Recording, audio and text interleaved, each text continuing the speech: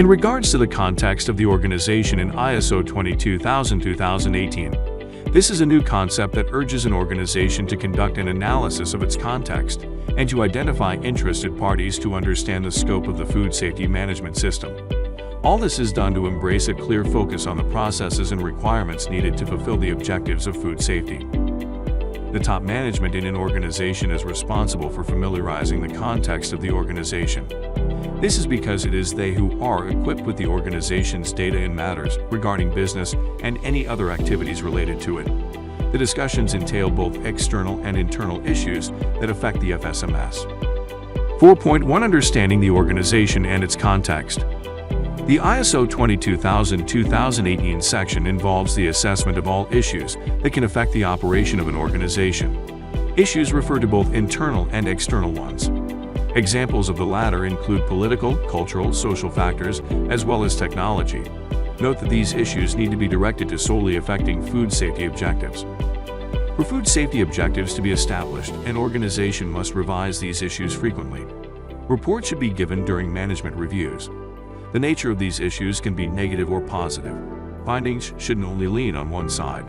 This helps in determining context. Please be informed that there are a variety of techniques that can be used to determine context.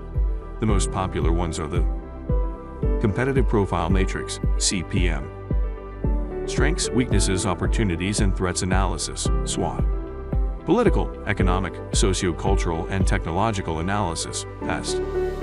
Despite documenting data not being a mandatory aspect of context, it can come in quite handy during business audits and can be used during meetings when analyzing data. Below are examples of internal and external issues that can impact a business.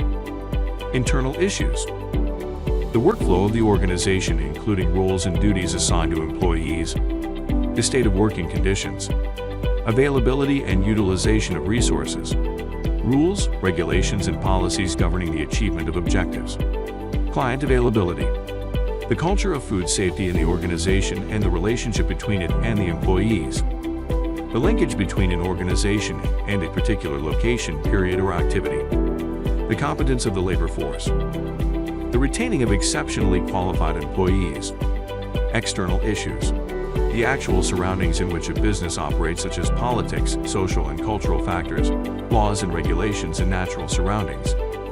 Entities responsible for a successful business cycle, including suppliers, contractors, partners, and competitors. Laws both at state and international levels. The presence of external product or service providers. Tenancy issues in places of operations. Consumption trends and patterns. Industry trends. The influence played by an organization's products or services on the safety of food. For more information and free resources about the ISO 22000, click on the description section to learn more about ISO 22000. Thank you for watching and see you soon in the next video.